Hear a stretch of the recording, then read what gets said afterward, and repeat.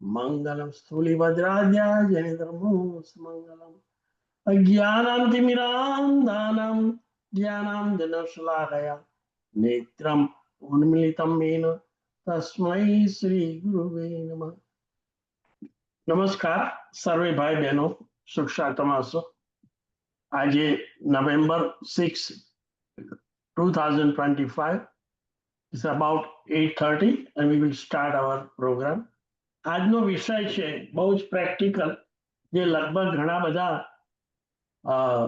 સાધર્મિક ભાઈ બહેનો કોઈક ને કોઈક આરાધના તપ રૂપ કરતા જ હોય છે, અને એ તપ કર્યાનું ફળ ત્યારે જ મળી શકે કે એ તપને વિધિપૂર્વક સ્વીકાર્યું હોય, ગ્રહણ કર્યું. અને એ તપની વિધિની શરૂઆત પચખાણથી થાય છે. એટલે આજે આપણે વાત કરવાની છે પચખાણ એટલે શું, પચખાણ શા માટે, પચખાણ લેવાથી શું લાભ થાય છે. શબ્દ છે પચખાણ, એનો મૂળ પ્રાકૃત વર્ડ છે પ્રત્યાખ્યાન. પ્રતિ એટલે વિપરીત, વિરુદ્ધ. કોની વિરુદ્ધ? આત્માના ગુણો એનાથી વિરુદ્ધ જે કોઈ પ્રવૃત્તિ હોય, મન વચન કાયા, એના પર પૂર્ણ વિરામ મૂકી દો, એને અટકાવી દો અને એ પ્રવૃત્તિમાંથી યોગોને મુક્ત કરી દો અને આત્મ સ્વરૂપ તરફની અને આત્માના ગુણો તરફનો પક્ષ એના તરફ આપણને લઈ જાય એવા નિયમો, એવું વ્રત, એવી પ્રતિજ્ઞા કરવી, સ્વીકારવી અને એ પ્રતિજ્ઞાનું નિવેદન, પ્રતિજ્ઞા લેવાનું નિવેદન ગુરુ સમક્ષ, દેવ સમક્ષ, અથવા તો કોઈ થર્ડ પાર્ટી હોય જે વિટનેસ તરીકે કામ કરે અને એમની હાજરીમાં તપસ્વી કે આરાધક એવી એક રજૂઆત કરે છે કે હું આજથી આ સમયથી આ પ્રતિજ્ઞા દ્વારા આહાર, પાણી વગેરે ચારેય પ્રકારના આહારનો હું ત્યાગ કરું છું. અમુક સમય મર્યાદા પ્રમાણે. સામાન્ય રીતે ઉપવાસ એટલે કે 24 ઉપવાસ, ચારેય પ્રકારના આહારનો ત્યાગ, એનું નિવેદન, એની રજૂઆત કોઈ વ્યક્તિ, દેવ અથવા ગુરુની હાજરીમાં એ નિયમ લેવો, એને આપણે પ્રત્યાખ્યાન, પ્રતિ અને આખ્યાન એટલે નિવેદન કરવું. એટલે પ્રત્યાખ્યાન એનું બીજું નામ પચખાણ, જે સરળ ભાષામાં આપણે વ્યવહારની અંદર ઉપયોગ કરીએ છીએ. એટલે પચખાણ એક પ્રકારની પ્રતિજ્ઞા છે, એક પ્રકારની આહાર અંગેની વિરામ મૂકવાની નિયમ છે. આપણને ખબર છે કે પ્લેનની ગતિ અને ફ્લાઇટ એનો કંટ્રોલ ટાવરમાંથી રડાર દ્વારા અપાતા સંકેતો દ્વારા થાય છે. જે કંઈ પ્લેન ટેક ઓફ કરવાનું હોય અથવા તો લેન્ડિંગ કરતું હોય તો એને સૂચના કે સંકેત આપવાનું કામ એ ટાવરની અંદર રહેલા રાડાર ઉપરથી કરવામાં આવે છે, જે એની ગતિવિધિ ઉપર કંટ્રોલ કરે. એટલી જ રીતે મનુષ્યની અંદર જ્યારે જ્યારે આપણે કોઈ તપશ્ચર્યા કે અન્ય આરાધનાનો નિયમ લઈએ છીએ તે મનરૂપી રાડાર ઉપરથી જે સંકેતો આવતા હોય ઈચ્છા એના ઉપર નિયંત્રણ મૂકવાની પ્રક્રિયા છે. પેલું રાડાર જેમ સંકેતો આપે છે અને એ પ્રમાણે પ્લેનની ગતિવિધિ ઉપર કંટ્રોલ કરવામાં આવે છે. એવી જ રીતે મનરૂપી રાડારથી ઈચ્છાઓ રૂપી સંકેતો, શેની ઈચ્છા? ખાસ કરીને તપશ્ચર્યાને અનુલક્ષીને ઉપવાસ, આયંબિલ, એકાસુ, બ્યાસુ કે નૌકાશ્ય, આ બધા જ પ્રકારના તપ વધતા કે ઓછા અંશે આહાર લેવાની જે સતત અને નિરંતર ઈચ્છાઓ મનરૂપી રાડારમાં ઊભી થાય છે, એના ઉપર નિયંત્રણ રાખવા માટે આ પચખાણની વ્યવસ્થા એક પ્રકારની કોન્ટ્રાક્ટ કે ડોક્યુમેન્ટ્સ એનું નિવેદન કરવામાં આવે છે. ખ્યાલ રહે કે મન ઉપર અને મનમાંથી, મનરૂપી ફેક્ટરીમાંથી સતત પૌદ્ગલિક ઈચ્છાઓ જે 5 ઇન્દ્રિયોના વિષયોની ભોગ, લાલસા એવી વૃત્તિઓ સતત પ્રગટતી હોય છે, રહેતી હોય છે. આ 5 ઇન્દ્રિયોની અંદર જો કોઈ બહુ મહત્વની, સૌથી ઉત્તેજિત અને વધારે સક્રિય, જેને કારણે આપણે આસક્તિ વધારે છે અને જીવ સાથે અનાદિથી સંબંધ બંધાયેલો છે, એવી 5 ઇન્દ્રિયોમાંથી એક રસેન્દ્રિય એ બહુ જ તોફાની છે, અનિયંત્રિત છે અને એના ઉપરનો કંટ્રોલ એ દુષ્કર છે. રસેન્દ્રિય આ જીવ સાથે અનાદિકાળથી સંબંધ ધરાવે છે. નિગોદમાંથી માંડીને અનંત ભવો સુધી આ રસેન્દ્રિય જીવ સાથે હંમેશા હોય ને હોય. આહાર વગર આ શરીર પણ બનતું નથી, શરીર ટકતું પણ નથી, શરીરનો વિકાસ પણ થતો નથી.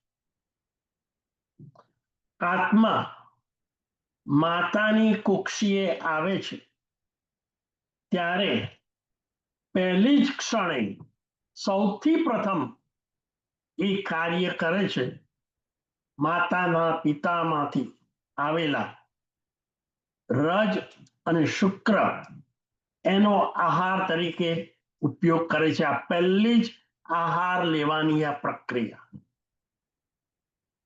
માતાના ગર્ભમાં શરૂ કરેલી જન્મ વખતની આવવાની પ્રક્રિયાથી માંડીને છેક જીવનના અંત સુધી આહારની પ્રક્રિયા, રસેન્દ્રિયની પ્રવૃત્તિ ક્યારેય બંધ હોતી નથી, સિવાય કે તપશ્ચર્યા કરી હોય તો. આ રીતે અનાદિકાળથી આ જીવનો રસેન્દ્રિય સાથે સંબંધ છે. એટલું જ નહીં, જે કોઈ આહાર લેવામાં આવે છે એ આહારમાંથી જે રસાયણો ઊભા થાય છે, કેમિકલ રસ, એ રસાયણો માત્ર રસેન્દ્રિય એક ઇન્દ્રિય પર પૂરતા સીમિત નથી એનું કાર્ય, પણ બાકીની જે 4 ઇન્દ્રિય છે, શ્રોતેન્દ્રિય, ઘ્રાણેન્દ્રિય, ચક્ષુ ઇન્દ્રિય અને સ્પર્શેન્દ્રિય, આ બાકીની 4 ઇન્દ્રિયોની સક્રિય રાખવામાં પણ રસેન્દ્રિય દ્વારા જે આહાર ગ્રહણ કર્યો અને એનું ડાયજેશન કે મેટાબોલિઝમ થયા પછી જે રસ પેદા થયો એ રસ બાકીની ઇન્દ્રિયોને પહોંચાડવામાં આવે છે. એટલું જ નહીં, બાકીની ઇન્દ્રિયોને સક્રિય રાખે છે, ઉત્તેજિત કરે છે અને એને પણ અનિયંત્રિત બનાવી દે છે. આ વિચારણો પરથી ખ્યાલ આવી જશે કે આહાર લીધા પછી રસેન્દ્રિય પોતાના કાર્ય સુધી જ એનું વિસ્તાર સીમિત નથી, પણ એનું કાર્ય પરોક્ષ રીતે બીજી 4 ઇન્દ્રિયોને પણ સક્રિય બનાવે છે અને અનિયંત્રિત કરી દે છે. કારણ કે અનાદિકાળથી આ જીવની ઇન્દ્રિયોના વિષયો ભોગવવાની લાલસા અથવા પ્રલોભન હંમેશા રહ્યું છે. રસેન્દ્રિયનો વિકાસ સતત આખી જિંદગી રહેલો હોય છે અને જ્યારે જ્યારે જીવ આહાર ગ્રહણ કરે ત્યારે તરત જ એક બીજી ફિનોમિના, બીજી એક પ્રક્રિયા એ પણ મનની અંદર થાય છે. જો આહાર અનુકૂળ લાગે તો એ અનુકૂળ લાગેલા આહાર ઉપર અત્યંત પ્રીતિ, રતિ, આકર્ષણ અથવા રાગ થઈ જાય છે. અને જો આહાર અણગમતો લાગે, પ્રતિકૂળ લાગે, તો એ આહાર ઉપર અપ્રીતિ, અરતિ અને દ્વેષની લાગણી ઊભા થાય છે. આમ આહાર તો લઈ લીધો, પણ સાથે સાથે એ આહાર સાથે પાછું મન એટલે કે ચિત્ત એટલે કે ભાવમન તરત જ પાછું સક્રિય બની જાય છે અને પહેલું એનાલિસિસ કરે છે કે લીધેલો આહાર મુખમાં મૂક્યા પછી એ અનુકૂળ છે કે પ્રતિકૂળ, પ્રીતિદાયક છે કે અપ્રીતિદાયક છે, એમાં રતિ ઉત્પન્ન થાય એવી છે કે અરતિ થાય એવી છે, રાગ ઉત્પન્ન થાય એવો ખોરાક છે કે દ્વેષ થાય એવો ખોરાક છે. આવા દ્વંદ્વો, લાગણીઓ જેને કષાયો કહેવામાં આવે છે અથવા રાગ અને દ્વેષ, પહેલો જ આ આહાર લીધા પછી એક ઇન્દ્રિય વાળા જીવોને પણ આવા ભાવ જગતની અંદર રાગ અને દ્વેષ પેદા થાય છે. અનાદિકાળથી આહાર લેવાય, અનાદિકાળથી આહાર લીધા પછી ભાવમની અંદર રાગ અને દ્વેષ, રતિ અને અરતિ, પ્રીતિ અને અપ્રીતિ આવા કશાય ભાવો પેદા થાય છે. અને આ રાગ દ્વેષ જેની ચિકાસ ને કારણે અને આહાર લેવાની પ્રવૃત્તિને કારણે સતત આજુબાજુના કાર્બન વર્ગણાઓ આ આત્માઓ તરફ આકર્ષાય છે અને કર્મ બંધ થાય છે. કર્મનું આત્મા તરફ આવવું જેને આશ્રવ કહેવાય. અને એ વખતે રાગ દ્વેષના જે પરિણામો, જે લાગણીઓ, જે કષાયો ઊભા થાય છે એને કારણે આત્મા અને કર્મ વચ્ચે જે ચીકણો રસ પડે છે એને કારણે કર્મ બંધાય છે અને ત્યાર પછી ક્ષીર અને નીરની જેમ એકબીજા સાથે જોડાઈ જાય છે, જેને આપણે કર્મનો બંધ કહેવાય. આ રીતે જોતા કર્મ બંધની અંદર રસેન્દ્રિય અને ઉત્તેજિત થયેલી રસેન્દ્રિયની સાથે સાથે જે રાગ અને દ્વેષની લાગણીઓ પેદા થાય છે એને કારણે કર્મ બંધ થાય છે અને જીવન આખું આ બંધાયેલા કર્મ ઉપર જ આધારિત છે. રાગ અને દ્વેષ થવાનું કારણ એનો પિતા મોનીય કર્મ છે. આ મોનીય કર્મ રાગ દ્વેષ કરાવે છે. રાગ દ્વેષને કારણે બીજા પાછા કર્મો રિક્રુટ થાય છે. વધારેમાં વધારે વિશેષ ને વિશેષ કર્મ બંધાયા કરે છે. બંધાયેલા કર્મો પાછા આત્મા પર ચોંટેલા છે. એ વિશેષ અને વિશેષ પાછા રાગ અને દ્વેષ કરાવે.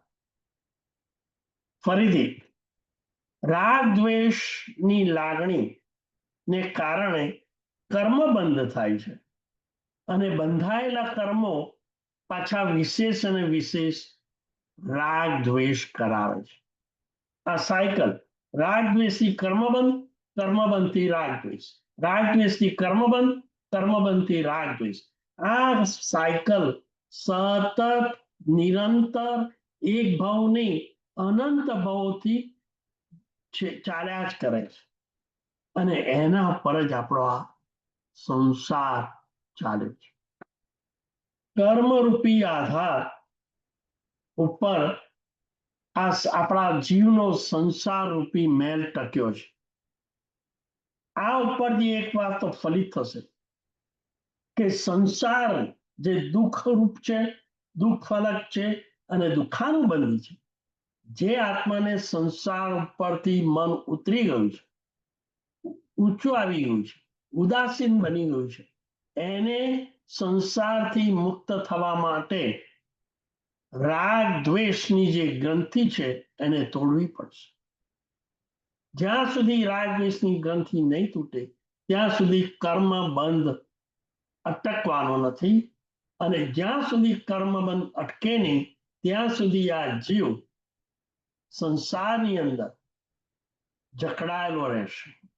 માટે જે જીવને પોતાના આત્માને સંસારમાંથી મુક્ત થવું હોય એને કશાયથી મુક્ત થવા માટે, રાગદ્વેષથી મુક્ત થવા માટે અને આવી રીતની ઇન્દ્રિયોની તૃષ્ણા, મૂર્છા, આહાર ઉપરની ઈચ્છા, આ બધામાંથી મુક્ત થવા માટે મહાપુરુષોએ અને ખાસ કરીને જૈન દર્શનમાં તપશ્ચર્યા એક અમોઘ, શ્રેષ્ઠ, સચોટ સાધન છે. હવે તપશ્ચર્યાનો અર્થ જ આ છે. તપસા નિર્જરા, કર્મ બંધને અટકાવવા માટે અને બંધાયેલા કર્મથી મુક્ત થવા માટે. ખ્યાલ રહે, કર્મ બંધની અંદર મોટામાં મોટો ભાગ ભજવતો પેલો રસાયણ છે, કેમિકલ્સ, જે આહારમાંથી આવે છે. એટલે આહાર ઉપર કંટ્રોલ ન થાય ત્યાં સુધી કેમિકલ્સ, રસાયણ બંધ થવાનો નથી, રાગ દ્વેષ જવાનો નથી, કર્મ બંધ અટકવાનો નથી. માટે સૌ પ્રથમ કામ કરવાનું છે કર્મ બંધને અટકાવવા માટે આ રાગ દ્વેષ અને એને અટકાવવા માટે આહાર ઉપરનું નિયંત્રણ. અને આહાર પરનું નિયંત્રણની લાવવા માટે શાસ્ત્રકારોએ જે ભાગશાળી, જે આરાધક એને આહારનો બંધ કરવો હોય એને આ પચખાણનું અનુષ્ઠાન કરવું જ જોઈએ, જેને આપણે તપ તરીકે ઓળખીએ છીએ. હવે એ તપને ફળદાયી ત્યારે જ બને કે શુદ્ધ રીતે આ પચખાણ લેવામાં આવે છે, ત્યારે જ બને છે. આ રીતે પચખાણ એટલે શું એની જો સરળ રીતે સમજ મેળવવી હોય તો જેમ કોઈ રાજ્યની અંદર પરદેશી રાજા હુમલો ન કરે એના માટે રાજ્યની આસપાસ એક કિલ્લો ઉભો કરી દેવામાં આવે છે. આ કિલ્લો રાજ્યનું રક્ષણ કરે છે. સેનાથી? પરદેશથી આવતા શત્રુઓના આક્રમણ કે હુમલાથી રક્ષણ કરે.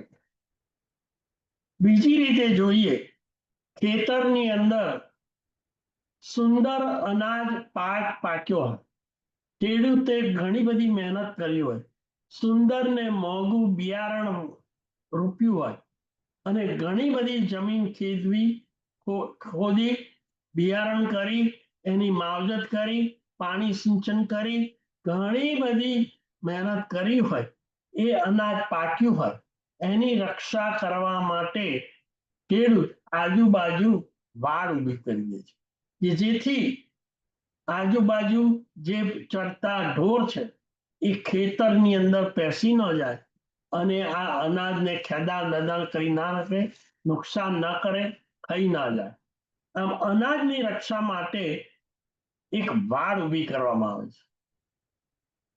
નદીના કિનારે રહેતી વ્યક્તિ એના મકાનની આસપાસ એક પાળ બાંધી દે છે, જેથી ક્યારેય પણ જો નદીની અંદર ઘોડાપૂર આવે તો એ ઘોડાપૂરથી મકાન તણાઈ ના જાય, મકાન એટલે ઘોડાપૂરના પાણી પેસી ના જાય અને જાનમાલનું નુકસાન ન કરે. એ નુકસાન અટકાવવા માટે, સલામત રાખવા માટે ઘરની આસપાસ પાળ બાંધી દેવામાં આવે છે. જેવી રીતે કિલ્લો રાજ્યનું રક્ષણ કરે, વાડ ખેતરની અંદર રહેલા અનાજનું રક્ષણ કરે અને ઘરની આસપાસની પાળ ઘરના માલિકના જાન અને માલનું રક્ષણ કરે, એવી જ રીતે આ મનની અંદર જે ઈચ્છાઓ રૂપી, જુદી જુદી ઇન્દ્રિયોની ઈચ્છાઓ રૂપી ડાકણ ઘૂસી જાય છે અને એ આત્માના જે મૂળભૂત સ્વરૂપ ગુણ છે, એમાં ઘણા ગુણોની અંદર એક ગુણ છે અનાહારી.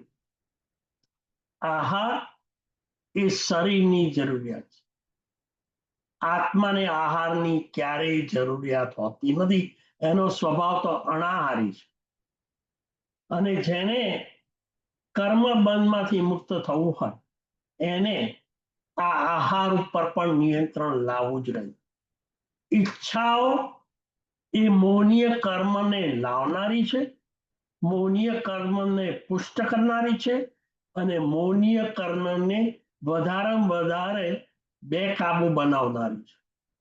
જ્યાં સુધી આ ઈચ્છાઓ ઉપરનો કંટ્રોલ નહીં આવે ત્યાં સુધી કર્મ બંધ ચાલુ જ રહેશે. માટે આ રસેન્દ્રિયો પર અને ખાવાની ઈચ્છાઓ પર નિયંત્રણ લાવવા માટે એને આ પચખાણ રૂપી લોક મારી દેવું પડશે.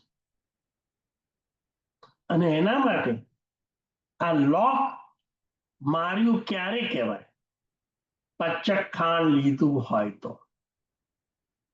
કોઈ વ્યક્તિ ખાવાનું પીવાનું ત્યાગ કરી દે, કોઈ પણ પ્રકારનો આહાર લે નહીં, પરંતુ જો નહીં લેવાનું, આહાર નહીં લેવાનું, જો પચખાણ રૂપી લોક ના મારે ને તો જેમ કિલ્લો ન હોય તો શત્રુઓ આવીને આક્રમણ ગમે ત્યારે કરી શકે. ખેતરની આસપાસ વાડ ના હોય તો ઢોરો આવીને અનાજ બધું ખાઈ જાય ગમે ત્યારે. અને ઘરની આસપાસ પાડ ના હોય તો ઘોડાપૂરમાં પાણી અંદર મકાનમાં ઘૂસી જાય. એમ જો પચખાણ રૂપી લોક ના માર્યું હોય તો મનની અંદર ખાવાની ઈચ્છા રૂપી રાક્ષસો, ડાકણો સતત આક્રમણ કરતા જ હોય છે. ગમે ત્યારે ગમે તે વસ્તુ ખાવાની ઈચ્છા, દિવસ કે રાત્રે, સવારે કે સાંજે, ઘરમાં કે ઘરની બહાર, ગમે તે સંયોગોની અંદર ખાવાની ઈચ્છા, જેની સાથે આ જીવનો સંબંધ જન્મતાથી માંડીને નહીં, ગર્ભાશયમાં આવ્યાથી માંડીને છેક અંતિમ ક્ષણ મૃત્યુ સૈયા સુધી, એમ કહી શકાય કે ક્રેડલથી માંડીને ક્રિમેશન સુધી, ફરીથી ક્રેડલથી માંડીને ક્રિમેશન સુધી આ જીવનો સંબંધ આહાર સાથે છે. અથવા આહાર લે કે ના લે, ખાવાની ઈચ્છાઓ ક્ષણે ક્ષણે ને સમય હોય છે. માટે જે આરાધકને કર્મ બંધમાંથી મુક્ત થવું હોય અને નવા ને નવા કર્મો આવતા રોકવા હોય એને રસેન્દ્રિયો પર કાબુ રાખવું પડશે અને એ કાબુમાં રસેન્દ્રિયો પર લોક મારવું પડશે. દાખલા તરીકે 24 ઉપવાસ, 23 ઉપવાસ, કાયમબિલ, એકાશનું, 82 કે નૌકાશનું. શરીરની શક્તિ અને મનની શક્તિ પ્રમાણે જ્યારે જ્યારે અવસર મળે ત્યારે આ પચખાંડ રૂપી લોક મારવાથી રસેન્દ્રિય અને બાકીની ઇન્દ્રિયો પર કંટ્રોલ ને નિયંત્રણ આવી જાય છે. ખ્યાલ રહે, રસેન્દ્રિયને જ કારણે આ જીવને વધારે જીવનમાં પ્રવૃત્તિ, આરંભ અને સમારંભ હોય છે. જે વ્યક્તિને 24 ઉપવાસ હોય એને નથી પાણીની જરૂર કે નથી આહારની જરૂર.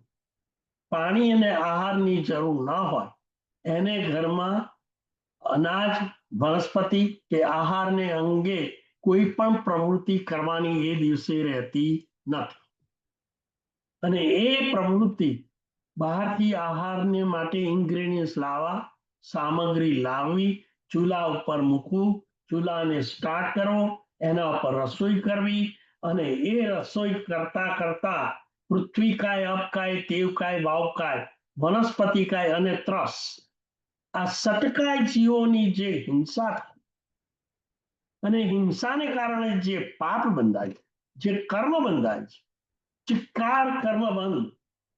આપણે આહારનો એક કોળિયો જો મુખમાં મૂકવો હોય એને તૈયાર કરવો હોય, એમાં પૃથ્વી, અપ, તેવા, વનસ્પતિ અને ત્રસ, આ સટકાય જીવોની હિંસા રહેલી છે. જે વ્યક્તિને 24 ઉપવાસ હોય અને એ ઈચ્છાપૂર્વક શુભ ભાવથી માત્ર ને માત્ર કર્મના બંધ અટકાવવા માટે અને સંચિત કરેલા કર્મની નિર્જરા કરવા માટે, કારણ કે પરિણામ શુભ છે. કયો પરિણામ છે? મારે આત્માના મૂળભૂત ગુણ અણાહારી પદ, મારે હવે અણાહારી બનવું છે. એક જાત કે એક જ ભાવમાં અણાહારી ન બનાય. અને આ પંચમ કાળની અંદર શરીરના સંરચના એટલી નબળી પ્રકારની હોય છે કે જેથી વ્યક્તિ સતત ઉપવાસ ન કરી શકે અને એ ઉપવાસ કરે એમાં પણ પાછું સતત પાણી બંધ ન કરી શકે. એટલે શાસ્ત્રકારોએ દ્રવ્ય, ક્ષેત્ર, કાળ અને ભાવને અનુલક્ષીને આ ભાવની અંદર, આ કાળની અંદર, આ ક્ષેત્રમાં થઈ શકે એવા તપનું નિવેદન કર્યું છે, પ્રરૂપણ કર્યું છે. એક ઉપવાસ 24 થાય તો ઠીક છે, 24 ના તો 23, એટલે કે માત્ર પાણીની છૂટ, બાકીના બધાના આહારમાંથી મુક્તિ. 4 પ્રકારનો આહાર કયો? અસણમ, પાણમ, ખાઈમમ અને સાઈમમ. 24 ઉપવાસ કરનાર દિવસ દરમિયાન 24 કલાક આ 4 પ્રકારના આહારનો ત્યાગ કરવાનું પચખાણ લે છે. અસણમ એટલે રૂટીન, આપણે દાળ ભાત રોટલી શાક, ફૂડ જમણ જે કહેવાય એ અસનમાં આવે. અસન એટલે આહાર. અનસણ એટલે આહાર નહીં લ્યો, એટલે અણસણ એટલે કે ઉપવાસ. અસણ. પછી બીજા પ્રકારનો અસણમ પાણમ એટલે પ્રવાહી, કોઈ પણ પ્રકારનું પ્રવાહી, પાણી લઈએ, જ્યુસ લઈએ, દૂધ લઈએ, આ બધા શેમાં આવે? પાણમમાં આવે. અસણમ, પાણમ. પછી ત્રીજા પ્રકારનો આહાર ખાઈમમ. ખાઈમમ એટલે પૂર્ણ ભોજન નહીં, પણ જેને આપણે કહેવાય ને નાસ્તો, બ્રેકફાસ્ટ, ચા કે જે નાસ્તા માટે આપણે વાપરતા હોય અડધું જ, જેમાંથી કંઈ ફૂલ સ્ટમક નથી થતું, પણ થોડોક આહાર આપણે લઈએ કે જે 4-5 કલાક સુધી ચાલે, એને ખાઈમમમાં વપરાય. અસણમ, પાણમ, ખાઈમમ. પછી સાઈમમ. આપણે બધાને એવી ટેવ પડી ગઈ છે કે ફૂડ જમણ પછી મોઢામાં સ્વાદ આવે એવું મુખવાસ લઈએ છીએ, ચૂરણ લઈએ છીએ, વરિયાળી લઈએ છીએ, સોપારી લઈએ છીએ, પાન લઈએ છીએ, તાંબુલ લઈએ છીએ.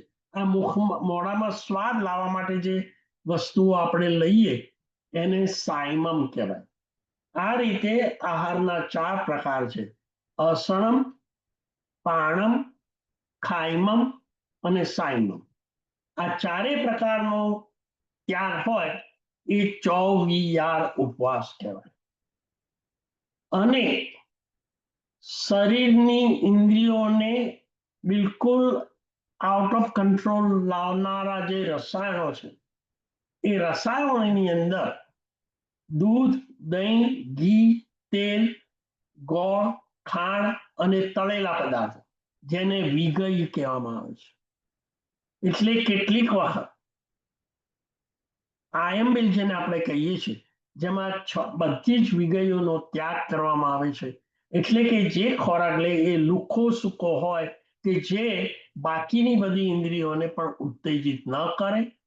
એટલે રાગ અને દ્વેષને કસાયો મંદ પડે એના માટેનું જે તપ હોય છે, જેને આપણે આયામ અને અબિલ, આયામ એટલે ચોખા, અબિલ એટલે પાણી, માત્ર ચોખાનું ધોવાણ લેવું અથવા તો ભાત જ લેવો, એવો જે અભિગ્રહપૂર્વક જે તપ કરવામાં આવે છે, જેમાં દૂધ, દહીં, ઘી, ગોળ, ખાંડ, તેલ અને ઘી આ બધી કડા વિગઈનો ત્યાગ કરવામાં આવે છે, એને આપણે આયંબિલ કહીએ છીએ. આ રીતે શક્ય હોય એટલી રીતે તિથિને દિવસે કે અન્ય દિવસે આરાધના સ્વરૂપે આપણે જે પચખાણ લઈએ છીએ એ શુદ્ધ તપ કર્યો કહેવાય અને પચખાણ પણ શુદ્ધ લેવું જોઈએ, જેથી કર્મ બંધ અટકી જાય અને તપ હોવાથી બાંધેલા કર્મો નિકાચિત થાય. હવે પ્રશ્ન એ ઉભો થાય, ફરી પાછો બીજો પોઈન્ટ, કે પચખાણ લેવાથી જ આ કર્મબંધ કેમ અટકે છે? શા માટે પચખાણને આટલું બધું મહત્વ આપ્યું છે? તેનો જવાબ આપણે આ રીતે વિચારી પણ શકીએ. દાખલા તરીકે 2 મિત્રો પાર્ટનરશિપ કરે છે, ચિંટુ અને પિન્ટુ ડાયમંડના વેપારી છે. બંને પાર્ટનરશિપ કરે છે અને પાર્ટનરશિપની અંદર એવું નક્કી કરવામાં આવે છે કે જે કંઈ નફો કે લોસ થાય એનું 50% જવાબદારી રહેશે. જો નફો થાય તો બંનેનો 50-50 શેર, લોસ થાય તો પણ 50-50 નુકસાની ભોગવવી પડશે. હવે આ રીતે એગ્રીમેન્ટ થાય છે, રિટર્ન એગ્રીમેન્ટ થાય છે. આ રીતે એગ્રીમેન્ટ કર્યા પછી આમાં 2 પાર્ટનર છે, ચિંટુ અને પિન્ટુ. ચિંટુ બધો જ વ્યવહાર, વસ્તુ, પૈસાની લેણ દેણ, એડમિનિસ્ટ્રેશન, એકાઉન્ટિંગ, આ બધી વસ્તુ કાર્યની જવાબદારી ચિંટુ લે છે. પિન્ટુ માત્ર પૈસાની ઇન્વેસ્ટમેન્ટ જ કરે છે. એ કોઈ લેણ દેણમાં કે ટ્રાન્ઝેક્શનમાં કે એકાઉન્ટિંગમાં કે માલ વેચવા લેવામાં કોઈ પાર્ટ લેતો નથી. માત્ર પૈસા આપી અને એક સાયલેન્ટ પાર્ટનર છે. હવે બને છે એવું 1 વર્ષ થયું અને પિન્ટુ એ નક્કી કર્યું કે હું પરદેશ 1 વર્ષ ફરવા જઉં છું. 1 વર્ષ ગયા પછી દરમિયાન આ પિન્ટુને બિઝનેસ વિશે કોઈ પણ પ્રકારની ઇન્ફોર્મેશન મળતી નથી. એમાં એનો કોઈ એક્ટિવ રોલ નથી, કશું જાણતો નથી કયા ટ્રાન્ઝેક્શન થયા. વર્ષને અંતે પિન્ટુ દેશ પાછો આવે છે ને ચિંટુ સાથે વાત કરી કે બિઝનેસમાં શું થયું, અને ચિંટુ કહે છે કે આ વર્ષે બિઝનેસમાં 5 લાખનો 6 લાખનો નુકસાન થયું. એટલે એ પિન્ટુને કહે છે કે 3 લાખ લોસ તારે લેવાનો અને 3 લાખનો લોસ મારે લેવાનો. હવે પિન્ટુ કદાચ એવી આર્ગ્યુમેન્ટ કરે કે હું તો દેશની બહાર હતો, મને ટ્રાન્ઝેક્શનની કંઈ જ ખબર નથી, એટલે મારે હવે 3 લાખની લોસની જવાબદારી મારે માથે ના આવે. તો નિયમ પ્રમાણે પિન્ટુ અને ચિંટુ નક્કી કરેલા પ્રમાણે 50% લોસ, એટલે ભલે પિન્ટુએ ધંધામાં પ્રત્યક્ષ રીતે કોઈ કાર્યવાહી કરી નથી, છતાંય નિયમ અનુસાર પિન્ટુ 3 લાખના લોસ માટે જવાબદાર ખરો કે નહીં? તો સામાન્ય નિયમ એમ કે છે કે ભલે એને કોઈ એક્ટિવિટીમાં ભાગ ના લીધો, પરંતુ દસ્તાવેજ જ્યારે કર્યો ત્યારે નિયમ પ્રમાણે એને નક્કી કરેલું 50% લોસ માટે એ 3 લાખના લોસની જવાબદારી એને પણ લેવી પડે ખરી. હવે જો પરદેશ જતા પહેલા પિન્ટુએ રિટર્ન ડોક્યુમેન્ટ કર્યું હોય કે હું પરદેશ જઉં છું, મારે આ ધંધા સાથે અને એના ટ્રાન્ઝેક્શન સાથે અને લે વેચ સાથે, પ્રોફિટ કે લોસ સાથે મારે હવે કોઈ સંબંધ નથી, હું પાર્ટનરશિપ ડિસોલ્વ કરું છું અને એ પાર્ટનરશિપમાંથી હું છૂટો થઈ જાઉં છું, એના લીગલ ડોક્યુમેન્ટ્સ કયા હોય, અને પછી જો લોસ થાય તો એમ કહી શકાય કે પિન્ટુની આ પાર્ટનરશિપમાં લોસમાં કોઈ જવાબદારી નથી. એટલે જે ડોક્યુમેન્ટ્સ તૈયાર કરવા જોઈએ અને પાર્ટનરશિપ ડિસોલ્વ કરી દેવી અને ધંધામાંથી ડિસ્કનેક્ટ થઈ જવું, ધંધામાંથી સંબંધોથી નિષ્ક્રિય બની જવું, સંબંધ કાપી નાખો, તો એની જવાબદારી નથી રહેતી. પચખાણ એ ડોક્યુમેન્ટ્સ. આહાર લેવાથી જે કંઈ કર્મ બંધ થાય છે, એ કર્મબંધમાંથી જો મુક્ત થવું હોય તો એ વ્યક્તિએ ડોક્યુમેન્ટ્સ તૈયાર કરવા પડે અને એ ડોક્યુમેન્ટ્સ રૂપી આ પચખાણ છે. હવે શ્રોતાઓને ખ્યાલ આવશે કે પચખાણ જો ન કર્યું હોય તો કર્મનો પ્રવાહ કનેક્શન છે આહાર લેવાનું.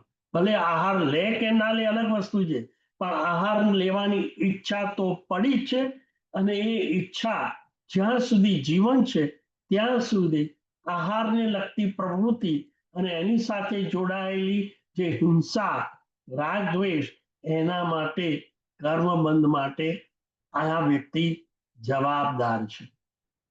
જો એ કર્મબંધમાંથી, રાગ દ્વેષમાંથી અને એને છટકવું હોય, મુક્ત થઈ જવું હોય, તો એને પચખાણ રૂપી ડોક્યુમેન્ટ્સ કે તાળું મારી દેવું જોઈએ.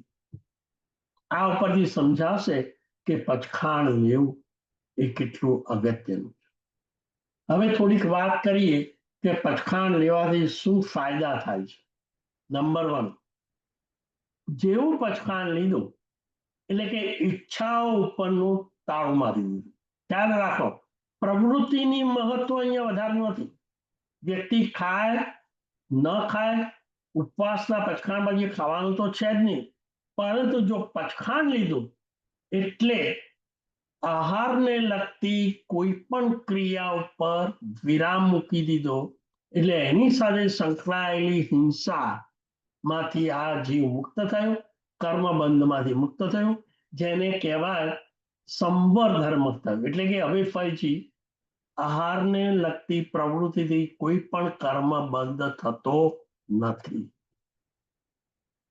એટલે આ પહેલું નવા કર્મો બંધાતા અટકી જાય એનું નામ સંવર.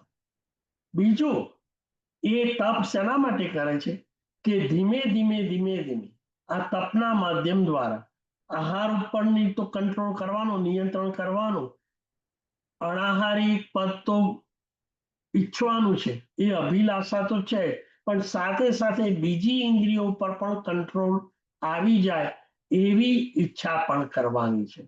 અને ઇન્દ્રિયો પર કંટ્રોલ આવે તો મનની ઉપર ઉત્પન્ન થતા રાગ દ્વેષ અને કસાય પણ મંદ પડી જાય અને એ શુભ પરિણામ છે. કારણ કે અનાહારી પદ આત્મ સ્વરૂપ પ્રગટ કરવાની તીવ્ર અભિલાષા, જેને સંવેગ કહેવાય, એ શુભ પરિણામ છે. શુભ પરિણામ અનંત શુભ કર્મ એટલે કે પુણ્ય બંધ કરાવી આપે છે. આ બીજો ફાયદો.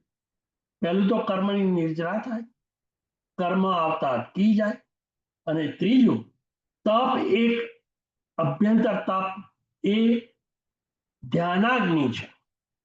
તપને કારણે ચિત્તનો ઉપયોગ હંમેશા આત્મ સ્વરૂપ રહે, જે શ્રેષ્ઠ પ્રકારનું ચારિત્ર છે. બહારની બધી પ્રવૃત્તિ અટકી જાય, આરંભ સમારંભ પર વિરામ આવી જાય, રાગ દ્વેષ મંદ પડી જાય. આ એક શુદ્ધ પ્રકારનું ચારિત્ર છે અને ચારિત્ર પણ એક પ્રકારનું અભ્યંતર તપ છે. અને તપથી ધ્યાનાગ્નિ થાય, ઉપયોગ આત્મામાં સ્થિર થાય અને એને કારણે અનંત અનંત કર્મોની નિર્જરા થાય છે. નંબર 1, નવા આવતા કર્મો અટકી જાય એટલે કે સંવર થાય. જૂના સંચિત કરેલા કર્મો બળી જાય, ક્ષય થઈ જાય એટલે નિર્જરા થાય.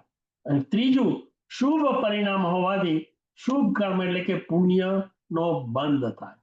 આ 3 રીતે આ પચખાણ ઘણા બધા આપણને ઉપયોગી બને છે. હવે પચખાણ અંગે સૂચના. પચખાણ તો વિવિધ પ્રકારના તપ પ્રકારે હોય છે. નવકારસી, પોરસી, સાત પોરસી, પુરીમડ્ડ, એકાસુ, બેઆસુ, નિબી, આંબેલ, ઉપવાસ વગેરે વગેરે. પહેલો પોઈન્ટ એ ધ્યાન રાખવાનો કે પચખાણ જ્યારે કરવાનો સમય સામાન્ય રીતે કોઈ પણ તપ કરીએ તો એ તપની શરૂઆત અવધિ સૂર્યોદયથી માંડીને બીજા દિવસે 24 કલાક પછી સૂર્યોદય થાય ત્યાં સુધીનો સમય અવધિ કોઈ પણ તપની અંદર ગણાવવાનો છે. પછી એ ઉપવાસ હોય, આયંબિલ હોય, એકાસુ હોય, નિવી હોય વગેરે વગેરે વગેરે. એટલે આ ઉપરથી ખ્યાલ આવી જશે કે જેને કોન્ટ્રાક્ટ કરવો હોય, ડોક્યુમેન્ટ્સ તૈયાર કરવા હોય તો એમની અવધિ શરૂ થાય એ પહેલા ડોક્યુમેન્ટ્સ કરવા જોઈએ. પછી ને દાખલા તરીકે આપણે હાઉસ ખરીદવું હોય તો હાઉસ અંગેનો કોન્ટ્રાક્ટ હાઉસની અંદર પ્રવેશ કર્યા પહેલા કરીએ છીએ, પછી નહીં. એવી જ રીતે ઉપવાસ આદિનો અવધિ એટલે કે કાળની શરૂઆત સૂર્યોદયથી થાય છે. એટલે ઉપવાસ કે કોઈ પણ તપ કરવાનું હોય એનું પચખાણ લેવાનો સમય કયો? તે દિવસના સૂર્યોદયની પહેલા પચખાણ લઈ લેવું જોઈએ, જેને શુદ્ધ રીતે કરેલું પચખાણ કહેવાય. હવે સંયોગો એવા હોય, સામાન્ય રીતે રાય પ્રતિક્રમણ જ્યારે શ્રાવક કરે સવારે ત્યારે એની અંદર પચખાણ લેવાનું એક વિધાન આવે છે. પરંતુ રાય પ્રતિક્રમણ ન કરતો હોય અને તપ કરવાની ઈચ્છા હોય તો પણ એને જેવું સૂર્યોદય થાય એવું માનસિક રીતે ધારણા કરી લેવી જોઈએ કે આજે હું 24 ઉપવાસ કરવાની ધારણા કરું છું. હવે એ વખતે કોઈ બીજી વ્યક્તિ ના હોય, ન દેવ હોય, ન ગુરુ હોય કે ના કોઈ થર્ડ વ્યક્તિ હોય, પણ ધારણા તો કરી જ લેવાય અને કરી લેવી જ જોઈએ. ખાસ કરીને નવકારસી, પોરસી, સાત પોરસી આ બધા પચખાણની અવધિ તો સૂર્યોદયથી જ થાય છે.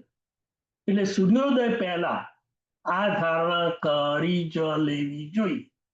હવે બાકીના જે તપસ્યાની વાત કરી, ઉપવાસ, આયંબિલ, નિવી, એકાસુ, બેઆસુ, એ પ્રતિક્રમણ કે પ્રતિક્રમણ વગર ધારણા સૂર્યોદય પહેલા કર્યા પછી જ્યારે વહેલામાં વહેલી અનુકૂળતા હોય ત્યારે જિનાલયની અંદર દેવ પાસે અથવા ઉપાશ્રયની અંદર ગુરુ પાસે અથવા તો ઘરની અંદર કોઈ વ્યક્તિ વડીલ હોય, સંઘમાં કોઈ વડીલ હોય, એની સાથે એની હાજરીમાં વિટનેસ તરીકે રહી ઉપવાસ, નિવી, આંબેલ, એકાસુ, બેઆસુના પચખાણ લઈ લેવા જોઈએ.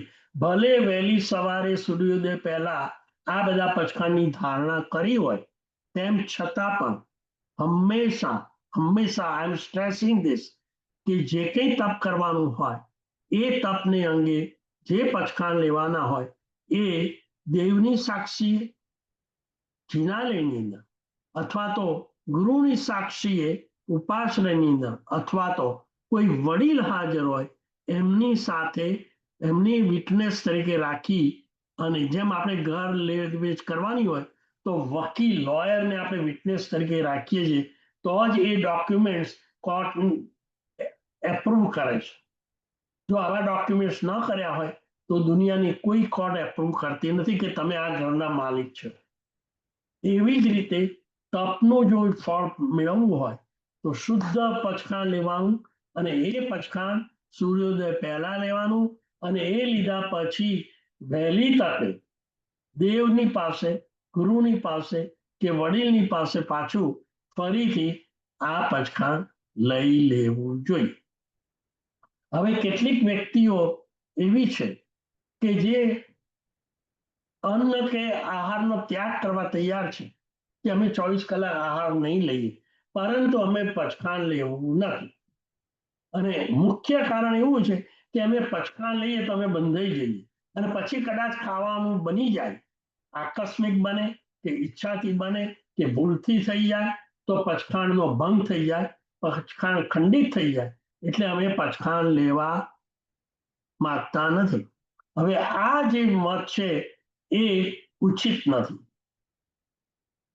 જો તપ કરવાની ઈચ્છા, આહાર કે પાણીનો ત્યાગ કરવાની ઈચ્છા, કે આયંબિલ કે એકાસનું કે બેઆસનું કરવાની તીવ્ર ઈચ્છા જ હોય કે ના મારે અન્નને ભોજન કે આહાર કે પાણી લેવાતું નથી, પણ હું પચખાણ ન લઉં, પણ જો નહીં જ લેવાનો દ્રઢ પ્રતિજ્ઞા હોય, તો માત્ર ને માત્ર ખંડિત થઈ જાય એવા ભયથી ને કારણે પચખાણ ન લેવું એ ઉચિત નથી. કારણ કે અન્ન ન લેવા છતાં, પાણી ન લેવા છતાં પણ તને એમને પચખાણ વગર લાભ મળતો નથી.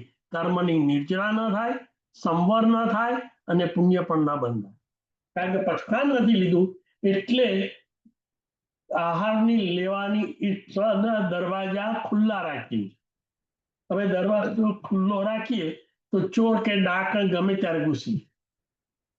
આપણે રાત્રે સુતા જઈએ, સુવા માટે જઈએ, પહેલા ઘરના ડોર અંદરથી લોક કરી દઈએ છીએ. કેમ લોક કરી દઈએ છીએ? કારણ કે આપણને શંકા છે કે જો લોક નહીં કરીએ તો કદાચ કોઈ ચોર કે ડાકુ કે લૂંટારો અંદર ઘૂસી જાય, રાઈટ? માટે આપણે લોક કરી દઈએ જેથી શાંતિથી ઊંઘ આવે. એવી જ રીતે ઈચ્છાઓ રૂપી ડાકણો ન ઘૂસી જાય એટલા માટે આપણા મનનું તાળું મારી દેવું, અને એ તાળું મારવાની ક્રિયા એટલે આ પચખાણ છે. હવે કોઈને એમ થાય કે કદાચ મેં પચખાણ લીધું અને કોઈક વખત અકસ્માત થઈ જાય તો પચખાણ ખંડિત થાય કે ના થાય, તો એનો જવાબ બહુ સરસ છે. એનો જવાબ એ છે, આપણે જ્યારે પચખાણ લઈએ છીએ ત્યારે એની સાથે સાથે પચખાણનું જે સ્વરૂપ છે ને, એના વર્ડિંગ, એમાં અમુક પ્રકારની છૂટછાટ પણ આપવામાં આવે છે જે પચખાણના સૂત્ર સાથે, પચખાણ સાથે વણાયેલા છે. દાખલા તરીકે નૌકારશ્રી, નૌકારશ્રીના પચખાણની નામ બોલાવે છે: ઉગ્રેશ્વરી નમુકાર સંયમ મુઠી શ્રીયમ પચકાઈ 24 નંબર અસણમ પાણમ ખાઈમમ સાયમમ. આમ 4 પ્રકારનો આહાર હું નૌકારશ્રી એટલે કે 48 મિનિટ, સૂર્યોદય થયા પછી 48 મિનિટ સુધી હું 4 પ્રકારના આહારનો અસણમ પાણમ ખાઈમમ સાયમમ, જે મેં પહેલા વર્ણન કર્યું એ પ્રમાણે ત્યાગ કરું છું. પછી આગળ આપણે બોલીએ છીએ અસણમ પાણમ ખાઈમમ સાયમમ અનર્થણા ભોગેણમ સહસ્રાગારેણમ મહત્તરાગારેણમ સર્વસ્વમાહી વત્યાકારણમ. જો આ 4 શબ્દોનો આપણે ઉપયોગ કરીએ છીએ, એ પચખાણ લેતી વખતે જ બોલવામાં આવે છે.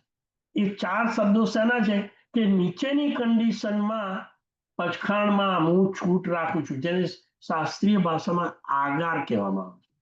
એટલે જ્યારે જ્યારે પચખાણ લઈએ છીએ આપણે, અથવા તો જે વ્યક્તિ આપણે પચખાણ આપતા હોય, એ આ 4 આગાર એટલે આવા સંયોગોમાં આ પચખાણની છૂટછાટ, એટલે તમે બંધાતા નથી અને છતાંય પચખાણ લો છો, અને આવી 4 એવી સર્કમસ્ટન્સીસ, સ્થિતિ ઊભી થાય તો પણ પચખાણ ખંડિત થતું નથી.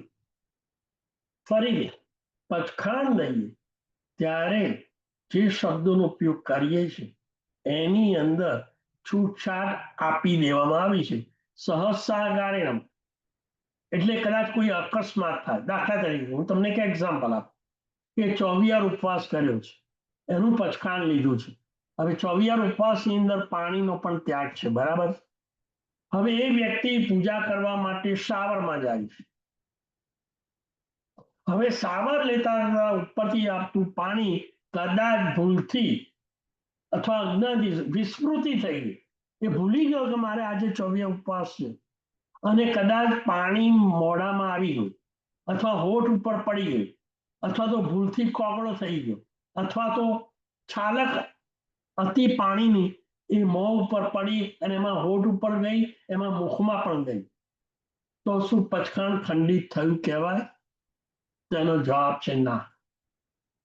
કારણ કે જ્યારે પચખાણ લીધું ત્યારે બોલેલા છે અનથણા ભોગેણમ, એટલે અનર્થ એટલે સિવાય, અપવાદ સાધે, ભોગેણમ અનથણા, આ આભોગ એટલે અજ્ઞાનથી, વિસ્મૃતિથી, ભૂલથી, પચખાણ લીધાની ભૂલ એટલે ભૂલી ગયા, વિસ્મૃતિ થઈ ગઈ અને પાણી મોઢામાં પડી ગયું, એવું બને તો એની આપણે છૂટછાટ રાખી છે, માટે પચખાણ ખંડિત થતું નથી. સહસા ગારેણમ પછી મહત્રા ગારેણ. હવે મહત્રા ગારેણમ એટલે શું? કે ધારો કે કોઈએ 3 દિવસનું ઉપવાસનું પચખાણ એટલે અઠ્ઠમનું પચખાણ લીધું છે અને એ અઠ્ઠમનું પચખાણ લીધા પછી એની શરીર કથળી ગયું અને કોઈ એટલું બધું નબળું પડી ગયું, એટલું બધું કે જેથી ઉભા રહેવાની શક્તિ નથી, અશક્ત બની ગયો, તાવ આવી ગયો અને આખું શરીર તૂટવા માંડ્યું અને પછી ગુરુ ભગવાનને એમ લાગ્યું કે આજે બીજો ઉપવાસ છે અને આ ભાવિકની આરાધનાનું ઉત્સાહ ને ઉલ્લાસ ને ઈચ્છા તો 3 ઉપવાસની છે, પરંતુ શારીરિક અને માનસિક અસ્વસ્થતાને કારણે એને 3 ઉપવાસ પૂરા કરાય એવા છે નહીં.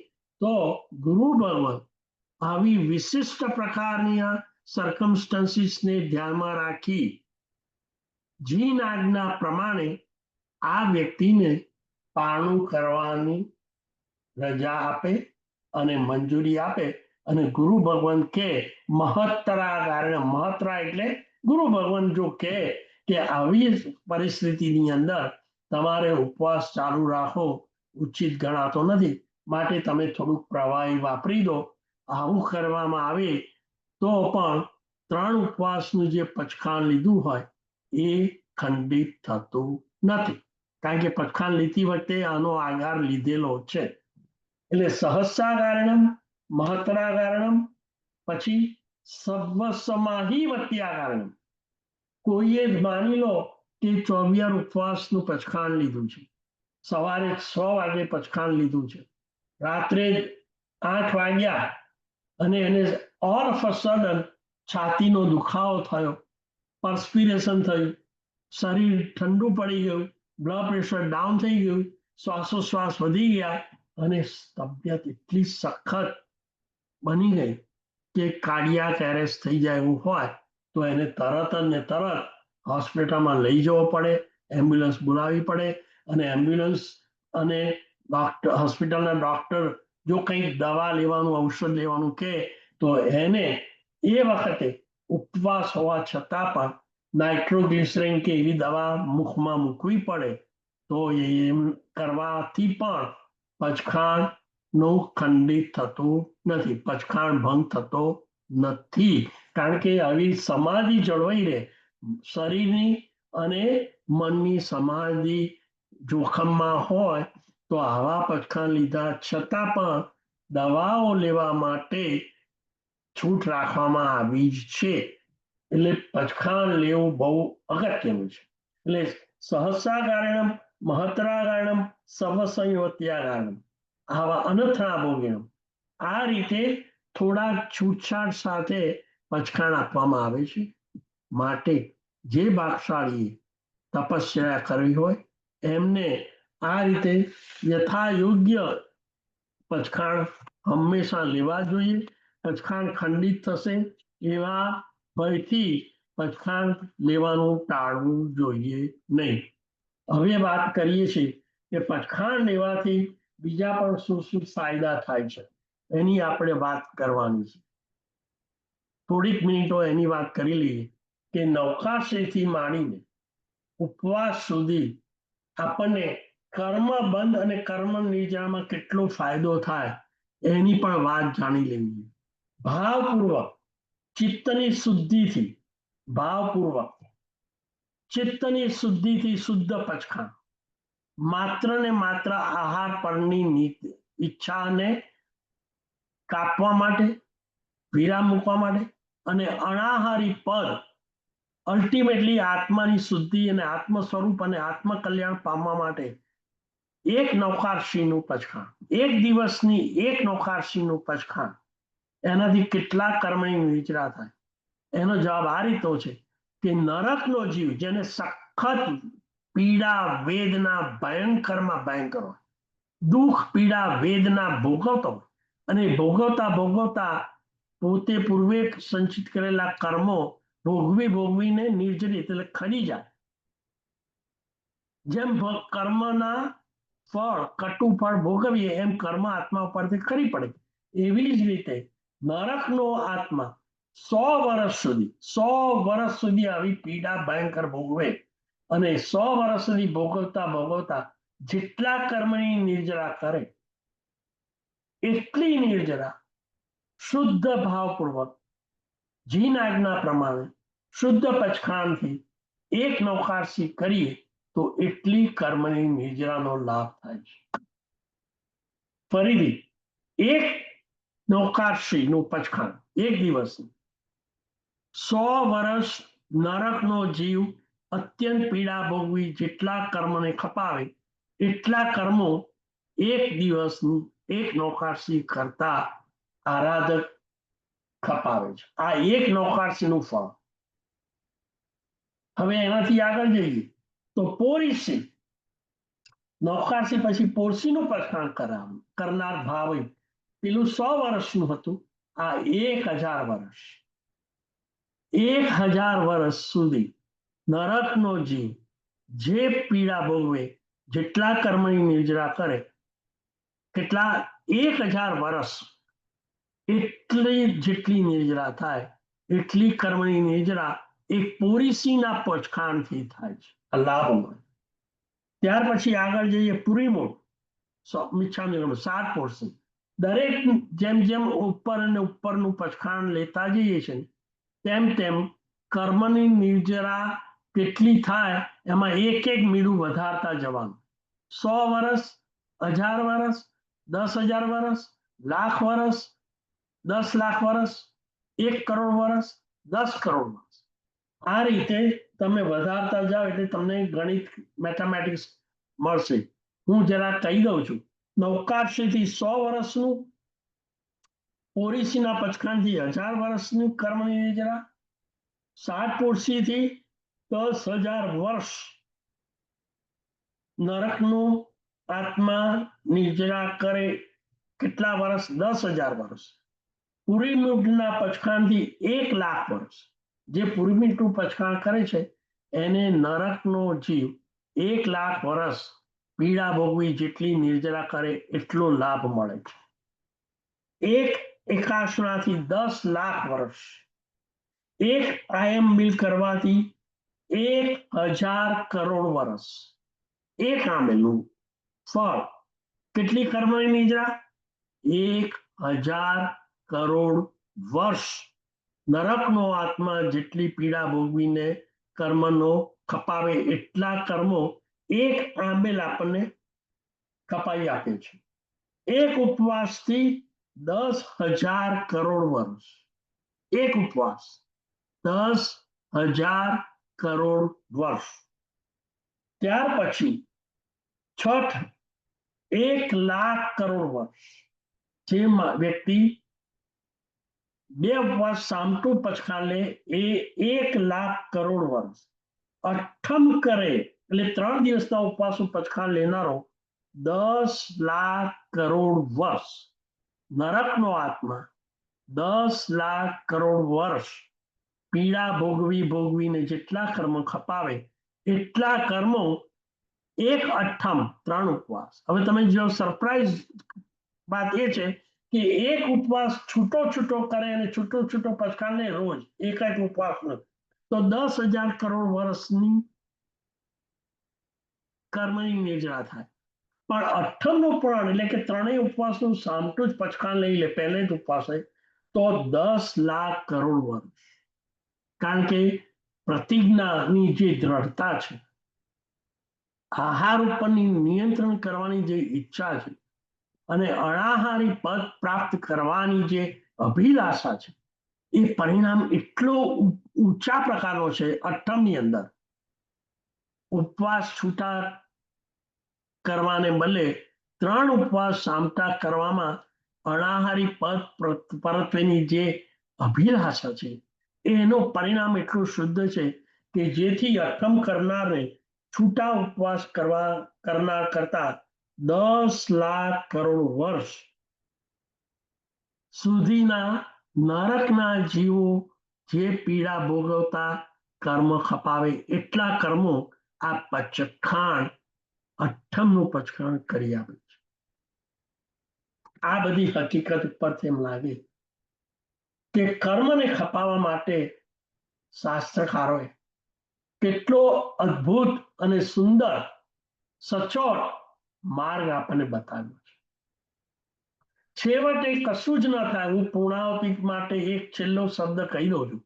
કદાચ ઉપવાસ આમેલ 81 82 ન થાય છતાં પણ આ શાસન પામેલા એવા આપણે આ પરમાત્માનો એટલો ઉપકાર છે. છેવટે નવકારશીનું તો પચખાણ નવકાર બોલનારો અવશ્ય કરવું જ જોઈએ. નવકારશીથી ઓછું આ જીવે કરવું એનો અર્થ એવો કે એને આહાર પ્રત્યે એટલો તીવ્ર રાગ છે, તીવ્ર દ્વેષ છે કે જેથી એનો મોક્ષ ઘણો ઘણો ઘણો ઘણો દૂર છે, ઘણા બહુ. માટે જે વ્યક્તિને હવે સંસાર પરત્વેથી રાગ અને દ્વેષ ઓછા કરવા, આત્મકલ્યાણ કરવું, અનાહરી પદ પ્રાપ્ત કરવું અને સિદ્ધ શિલામાં થોડા જ ભાવોની અંદર પહોંચી જવું હોય, એના જીવનની અંદર નવકારશી હોય ને હોય નવકારશીનું પચખાણ તો દરેક શ્રાવકે કરવું જ જોઈએ. સરળ છે. માત્ર 48 મિનિટ સૂર્યોદય પછી 48 મિનિટ જ આપણે અન્ન અને પાણીનો ત્યાગ કરવાનો છે. પછીની વાત આપણે હમણાં કરતા નથી. પણ નવકાશ આજના આ પ્રવચનનો સાર એ છે કે શ્રોતાઓએ જીવનની અંદર કોઈ એવી અસમાધિ વાળી પરિસ્થિતિ હોય તો અલગ વસ્તુ છે. બાકી નવકાશનું પચખાણ કરવું જોઈએ, જેથી કર્મ નિર્જરા થાય, જીન આજ્ઞાનું પાલન થાય, આત્માની શુદ્ધિ થાય અને મોક્ષ તરફ આપણી યાત્રા ખૂબ શીઘ્ર રીતે આગળ વધે. વિતરાગની આજ્ઞા વિરુદ્ધ મારાથી કંઈ પણ કહેવાયું મિચ્છામિ દુક્કડમ. હવે આ પચખાને લગતા કોઈ પણ પ્રશ્નો હોય એના માટે Kiritbhai, the floor is open. અહીંયા આગળ હું પચખાણ વિશેના પ્રવચનનો વિરામ આપું છું. જાગૃતિબેન, મુકેશભાઈ, આપ અનમ્યુટ કરીને ક્વેશ્ચન કરી શકો છો.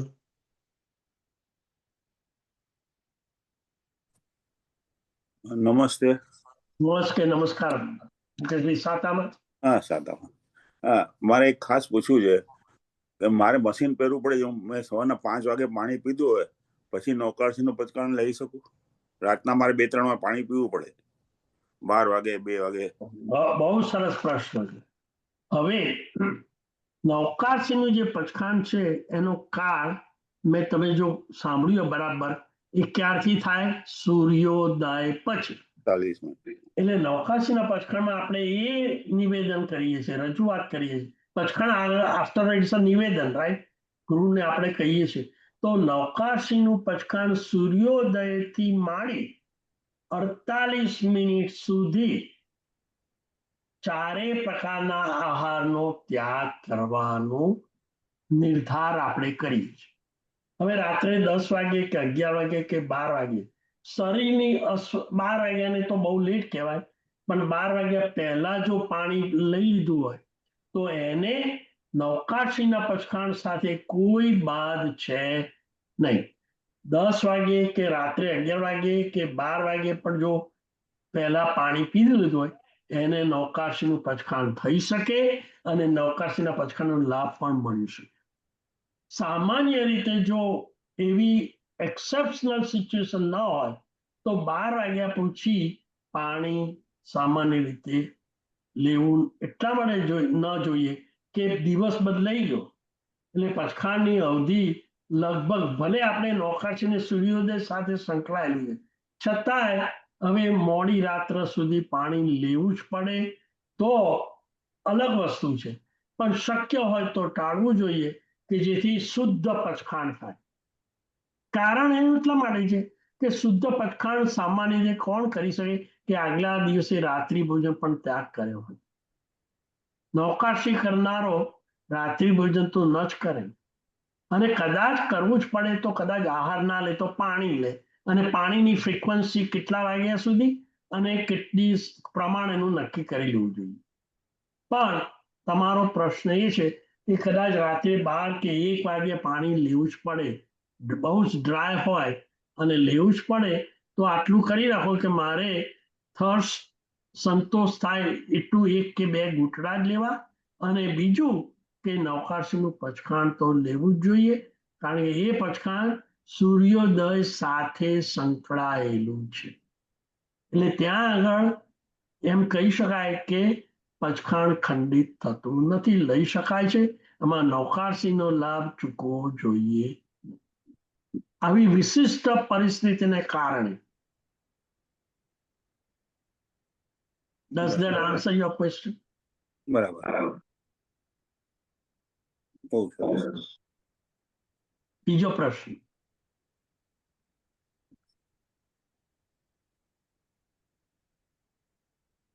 કોઈ બીજાનો કોઈ પ્રશ્ન છે?